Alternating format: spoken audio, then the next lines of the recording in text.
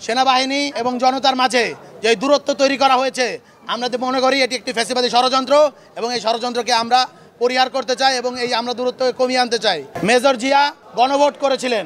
সেনাবাহিনী এবং জনতার মাঝে যে দূরত্ব তৈরি করা হয়েছে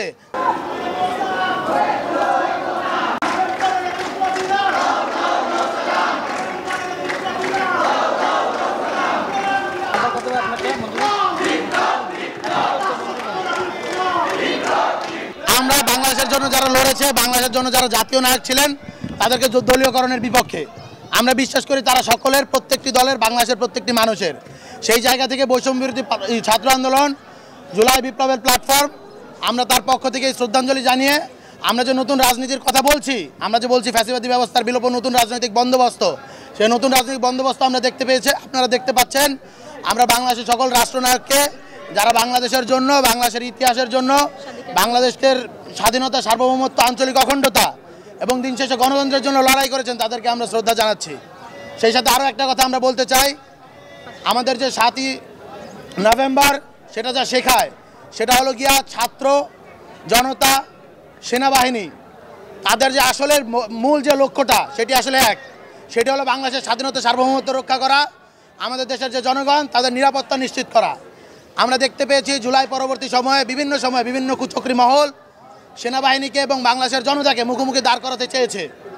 আমরা দেখতে পেয়েছি 75-এ যেরকম হয়েছিল, ছাত্র, সেনা, জনতা সকলে এক কাতারে মিলিয়ে ফ্যাসিবাদী বাকশালকে হটিয়ে বাংলাদেশের যে গণতন্ত্রের পথে যেই উত্তরণ, সেই উত্তরণের যাত্রাকে শুরু করেছিল। আমরা আবারও সেই যাত্রাকে শুরু করতে চাই এবং সেনাবাহিনী এবং জনতার মাঝে যে দূরত্ব তৈরি করা হয়েছে আমরা মনে করি এটি একটি ফ্যাসিবাদী ষড়যন্ত্র এবং এই ষড়যন্ত্রকে আমরা পরিহার করতে চাই এবং এই আমরা দূরত্বকে কমিয়ে আনতে চাই। আমাদের জাতীয় স্বার্থ এক এবং আমরা জাতীয় স্বার্থের জন্য কাজ করব। সেই সাথে আমরা আরও একটা কথা স্পষ্টভাবে বলতে চাই, বৈষম্য বিরোধী ছাত্র আন্দোলন বাংলাদেশের মানুষের কথা বলবে, বাংলাদেশের জনগণের কথা বলবে। আমরা দেখতে পেয়েছি মেজর জিয়া গণভোট করেছিলেন এবং গণভোটের মধ্য দিয়ে তিনি জনগণের রায় নিয়েছিলেন এবং সেই রায়ের ভিত্তিতে বাংলাদেশে একটি গণতন্ত্র প্রতিষ্ঠিত হয়েছিল। কিন্তু দুঃখের সহিত আমরা দেখতে পাচ্ছি জুলাই গণ অভ্যুত্থান পরবর্তী সময়ে, জুলাই বিপ্লব পরবর্তী সময়ে একটি গণভোট এবং জাতীয় নির্বাচনকে এক করে দেখা হচ্ছে। গণভোটে জনগণের রায় আসে কিছু নির্দিষ্ট ব্যাপারে, জাতীয় নির্বাচন জনপ্রতিনিধি নির্ধারণের উপায়, জনপ্রতিনিধি নির্বাচনের মাধ্যম। দুটোকে আলাদা করে দেখতে হবে। দুটোর প্রচারণা, দুটোর লক্ষ্য, দুটোর উদ্দেশ্য আলাদা। আমরা স্পষ্টভাবে বলতে চাই গণভোট এবং জাতীয় নির্বাচন পৃথকভাবে হোক এবং সেই সাথে আমরা একইভাবে স্পষ্টভাবে দৃঢ়কণ্ঠে বলতে চাই জুলাইয়ের যে আমাদের যে স্পিরিট, জুলাইয়ের যে আকাঙ্ক্ষা সেটি রক্ষার জন্য বাংলাদেশের প্রত্যেকটি রাজনৈতিক দলকে আমরা উদাত্ত আহ্বান জানাচ্ছি।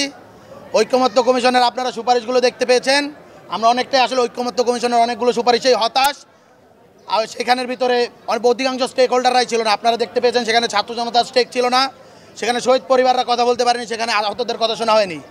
রাজনৈতিক দলগুলো সেখানে বসে একটি কুসুম আলোচনার টেবিল সাজিয়েছে, যার মধ্য দিয়ে বাংলাদেশের মানুষের আগামীর ইতিহাস রচনা হয়েছে, আগামীর ভাগ্য নির্ধারিত হচ্ছে। আমরা বলতে চাই আপনারা যারা জুলাইয়ের স্টেক হোল্ডার রয়েছে তাদের কথা শুনুন। এর কথা শোনার মধ্য দিয়ে তারা কি বলতে চায় বলুন। আপনারা শহীদ পরিবারের কাছে যান, আপনারা আহতদের কাছে যান। অথচ দুঃখের বিষয়, যাদের জন্য জুলাই সনদ আমরা পাচ্ছি, যাদের জন্য জুলাই আমরা পেয়েছি, সেই জুলাইয়ের আহতদেরকে, জুলাইয়ের শহীদ পরিবারদেরকে লাঞ্ছিত করা হচ্ছে। তখন কোথায় জুলাই সনদ বাস্তবায়নের যে কর্মসূচি, সেই কর্মসূচির সামনে থেকে এই প্রোগ্রামেরও আমরা নিন্দা জানিয়ে গেলাম এখনও কর্মসূচির। ইন্টারিম গভর্নমেন্টকে আমরা হুঁশিয়ারি করে বলতে চাই জুলাইয়ের যারা স্টেক হোল্ডার রয়েছে, জুলাইয়ের যারা শহীদ পরিবার রয়েছে, জুলাইয়ের যারা আহতরা রয়েছে, জুলাইয়ের ছাত্র জনতা রয়েছে, আপনাদের প্রত্যেকের কথা শুনতে হবে। অন্যথায় আমরা কিভাবে কথা শোনাতে হয় সেইটা হাসিনার পরিণতি দেখে শিখে নেবেন।